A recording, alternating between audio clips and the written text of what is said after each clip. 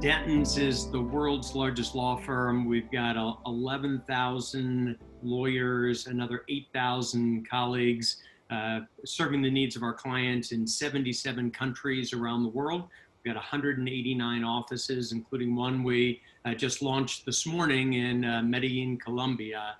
So we're continuing to grow. So for us, we're the largest law firm by headcount, and we have more offices, more locations than any of our competitors, which may seem counterintuitive at a time so many people are withdrawing from the global stage, but we're actually finding that that reach is allowing us to add real value for our clients during this pandemic.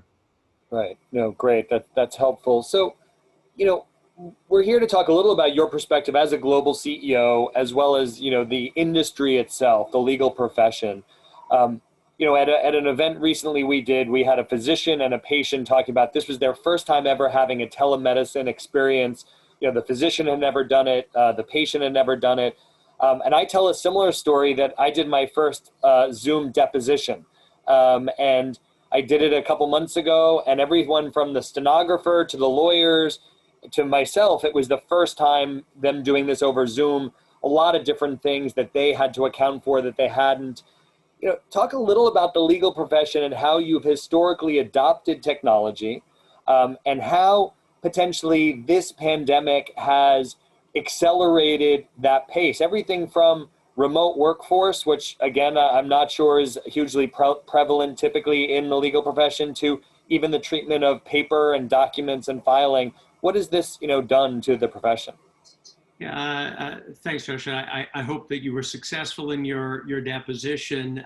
In short, law firms and lawyers aren't known for being tremendously adaptable to any kind of change. But what's happened during this period of time is that the pandemic hasn't just accelerated the way we're adopting technology, but actually it's really, in effect, turbocharging virtually everything that law firms do. We've had to look at what we used to call the practice of law just 9 months ago, and we've broken it apart, we've disaggregated it, and we're looking at how we can digitize and automate virtually every step of the technology lifecycle. So it's not just Zoom video conferencing for depositions, but it's client-facing collaboration rooms where we've got deal rooms and transaction management solutions that we're making available for our clients and our teams who can't be together. More knowledge management capabilities. We've got knowledge hubs across our practices and our sectors, more document automation, more on-demand legal expertise, something that you wouldn't have thought about in previous years. Of course, all the client engagement tools, the Zoom and the Microsoft Teams and the Skype and the Blue Jeans. And none of this is going to change, because as clients want, in effect, more for less, the better, the faster, and the less expensive, we're going to need to increase the use of technology, all the digital, all the productivity tools that we've adopted during this pandemic, is that's going to be the baseline on which we are expected to build going forward. So, we heard from just Angela just a minute ago that when they looked at certain industries, restaurant and hospitality, that they thought there were certain roles that were future-proof, right? They were technology-proof, even if it was just an order taker, at a quick service restaurant or a front desk person. Were there roles that you were highly surprised that you said, hey, we're always going to need this role. Technology is not going to replace it. And lo and behold, hey, we can apply technology to draft things? Or, are you starting to see that, technology can potentially replace, some of the inefficiencies in the workforce? Well, we don't think it's going to replace lawyers. There's always going to be a need for lawyers. For years, there have been predictions that lawyers will be replaced by robots, by AI, by other tools. And frankly, that's not happening. If anything, there's increased demand for the kind of specialization and sophistication that lawyers bring to the fore. But across virtually every role that we have within the law firm, there was a thinking 9 months ago that those roles could never be performed in a remote fashion, and all of them are. Well, it's the business development and marketing to the finance, the technology, the talent. We've had at the peak about 15,000 of our 19,000 people working remotely, and it's been seamless. It's been a real learning experience for all of us, and we don't expect that many of those people will go back or revert to the old way of doing business. In fact, we think going forward that the idea itself of a new normal is probably something that should be entirely rejected. So, you bring up a point, I think when we were speaking, we talk about, a lot of people talk about this new normal, right? And at some point, hopefully there'll be a vaccine. We heard from Zeke Emanuel on his prediction, maybe it's not till November 2021, but, there's a vaccine. We're able to go back, to work at scale. But you don't necessarily always refer to it as the new normal. You talk about a new dynamic. What is the difference, there? What are we talking about when we talk about the difference between a new normal and a new dynamic?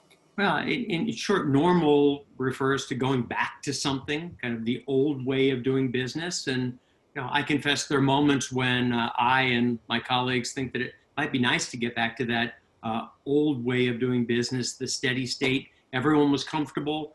Demand was certain. Everybody knew what was coming next, and there were no surprises. But we just don't think that's realistic, not in the foreseeable future, but probably ever for the professional services sector, because things are just changing so incredibly rapidly, a lot faster than humans can adapt to, and lawyers still qualify as humans at least most of the time. And this pandemic is speeding the change faster and faster. So we just don't think we're going back to something. With all this change, we've got to move even faster ourselves into a world where everything is changing, whether that's technology, geopolitics, culture, economics, demographics. It's all changing so rapidly that we think that although lawyers aren't renowned for their resilience, we've got to adapt or die. Right. So you talk about this idea of professional services. I think one of the things that struck me when sort of starting to get to know you and Dentons was this idea. We think traditionally of law firms, but then we think of companies like EY that have diversified accounting, strategy. Then you have sort of you see the vision of your business starting to expand its services to better serve your customers and clients with a broader range of services. Is that a unique model sort of within the legal practice, and how do you see that transition of how clients will potentially turn to you versus how they think of you currently? Well, some of those firms that you've mentioned are our competitors, and while law firms in the U.S. don't always think of the big four as competitors, we compete with them every day for talent and for clients all around the world. But from a client-facing perspective, which is what matters, I spend most of my time every day calling on clients, talking to them about how we're doing and hopefully winning some new business. A few months ago, that was 75-80% of my day on the road. Today, I do it from my home outside DC. But as I talk to clients all around the world and here in the US, what I'm increasingly hearing is that clients are putting the greatest premium on what we would refer to as actionable advice and commerciality. And that's just what it means is they want solutions. They don't want black letter law. They don't want complex analysis. They don't want a lot of on the one hand and the other hand and hypotheticals. They don't want long memos. They want us to solve their problems. And law firms that continue to focus on how we've traditionally organized ourselves rather than what the clients need are going to be at a disadvantage.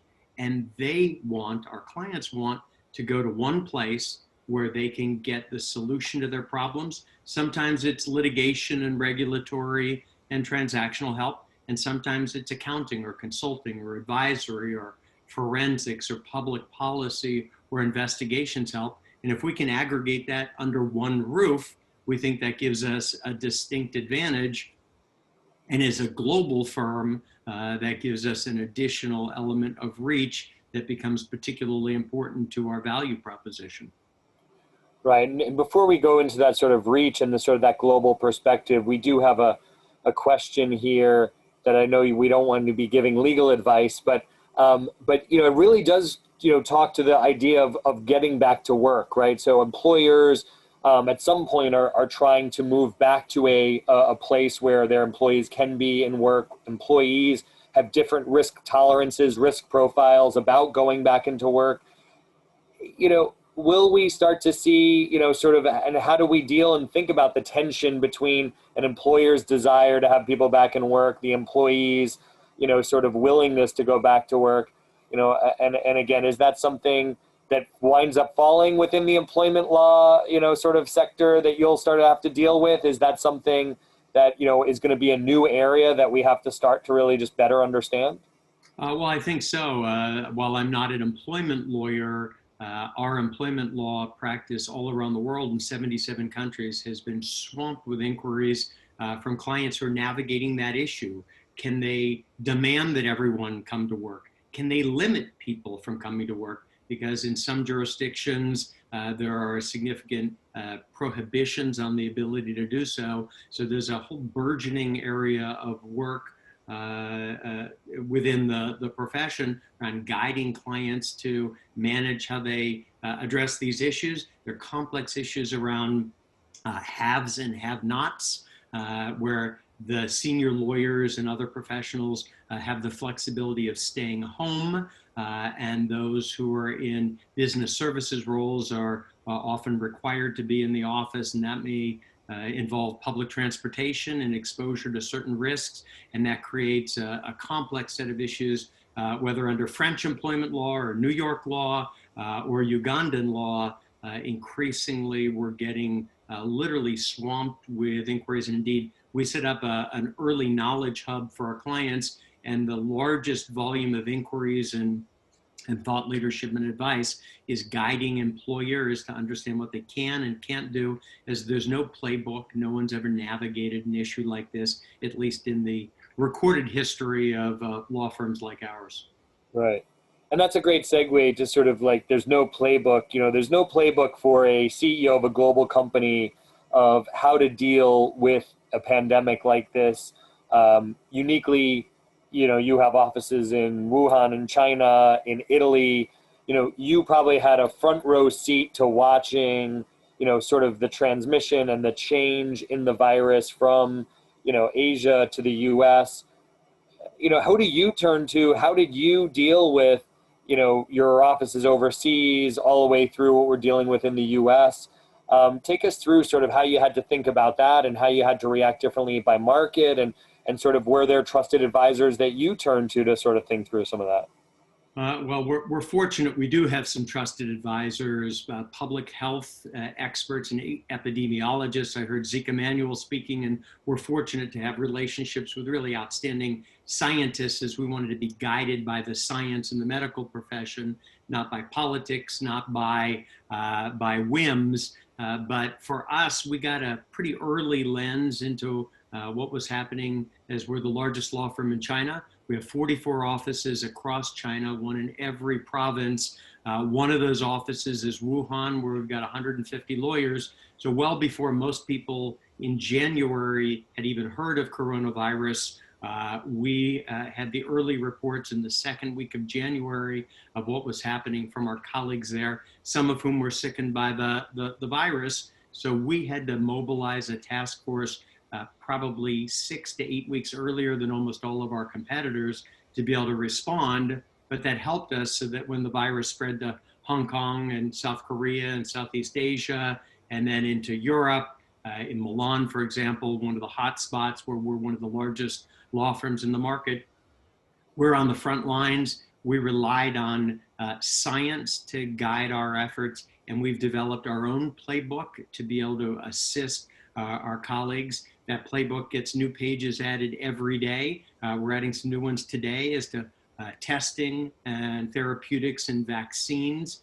But that early front row seat that we certainly would have preferred not to have, but that we have, is we look at markets in Africa and Latin America and the US and Canada and Australia. It means we've seen it and seen the way each government responds. And just this week, there are new quarantine and lockdown orders, as you know. We've got spikes in 7-week daily averages across about 24 jurisdictions where we do business. And so we're constantly having to learn from the experience and modify best practice, always focusing on the health and safety and well-being of our people, making sure we're really attentive to client service, but also in an unexpected way, addressing that pandemic within the pandemic of racism and injustice and equity issues, which have traditionally not been areas where law firms have distinguished themselves. And how, if you want to give a little insight, how have you addressed that? Are there initiatives? Are there things you've done with your teams? How has that sort of been addressed? Yeah, for us, we have more women, more diverse lawyers than any other law firm in the world, and so it's very much top of mind. And while there's also often a perception it's a U.S.-driven issue, we confront these issues in Canada and the U.K., across Europe, and indeed all around the world, where issues of equity, inclusion, and diversity are very much top of mind. So we've embraced a number of new initiatives, starting with a belief that we shouldn't cede that to someone else. It should be CEO-led, leadership-led, listening to our people, embracing a very different path forward, more zero tolerance efforts, more allyship training, and making sure we're taking steps every day to create more opportunities for women and racially and ethnically diverse lawyers and professionals to advance within the law firm. We could probably spend a couple hours on all of this, but it's a high priority issue, and there's no playbook there either, just like the other pandemic. Right. We have a question from someone in our audience about, and I guess it's sort of addressing a similar issue, but on the client side, how do you think about serving the not-for-profit or the nonprofit, or sort of the as I said, poor people, but, people who can't typically access your services? Does the firm have a policy on sort of doing pro bono work or work for underserved communities? We do indeed. There's an ethical obligation in most of the jurisdictions where we do business to do pro bono work. We have a vibrant pro bono program. We do hundreds of thousands of hours of pro bono work every year for local nonprofits and for global organizations like CARE, where we've got a large multi-jurisdictional relationship, a global partnership, so that when CARE, the large relief organization, needs pro bono help in Southeast Asia or in Africa or the Middle East, they come to us as their preferred counsel. And it's something we do quite a bit of, and there's naturally been a surge of requests for pro bono work around the world. We're trying to meet it and partnering with other law firms to do the same. Great. And we're almost out of time, but just, while the event is called the Health and Wealth of America, which obviously is typically for this conversation to focus, domestically, have you seen both the pandemic as well as sort of the, other geopolitical considerations? Have places become to be focused much more internally than globally? I mean, when you talk about globalization, how have the trends that you've been seeing? Have people been thinking more, especially in the U.S., domestically versus globally, both as Dentons itself, as well as, the general business and clients as well? Yeah, regrettably, we've seen many of our competitors and some of our clients retreating from the global stage, disrupting some of the traditional trade flows, supply chains, becoming a little more nativist, more separatist in their efforts. We actually take a very different view. We're doubling down on the strategy. We've added 20 new offices actually 22 new offices as of today around the world, because frankly, global clients need their law firms more than ever.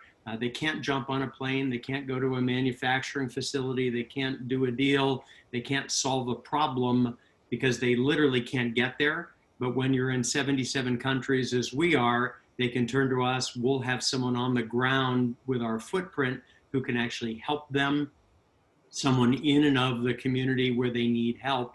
And so while the political rhetoric, that nativism would suggest that people should retreat globally. We see it very differently. And certainly from a US perspective, I think it's a tremendous mistake to withdraw from the global stage, to abandon longstanding alliances and allies. We should be doubling down on them. And as Zeke Emanuel was talking about vaccines and the need for collaboration and coordination with other countries, it's a problem that we're not a part of the organizations any longer that actually will make the vaccine and therapeutics generally available to us. And so I certainly hope that rather than reducing the global connections, we'll see more bridge building, more alliances coming back to the fore.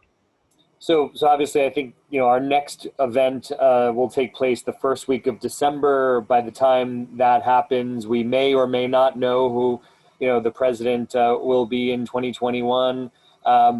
Does that obviously change a lot of this? I mean, obviously, do we hang our hat a lot on the outcome of the election for some of these things?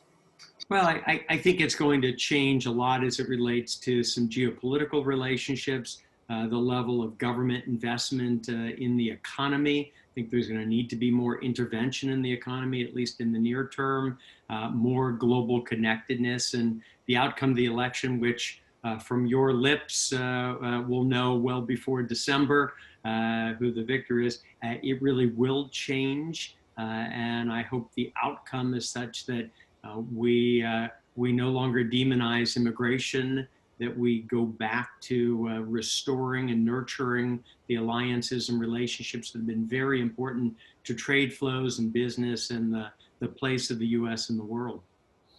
Great. Well, Elliott, thanks for joining us today, and hopefully we'll have you back again soon, and we'll be looking back and hopefully in the new dynamic we'll be in a new place. So thanks again. Thanks, Josh. Appreciate it.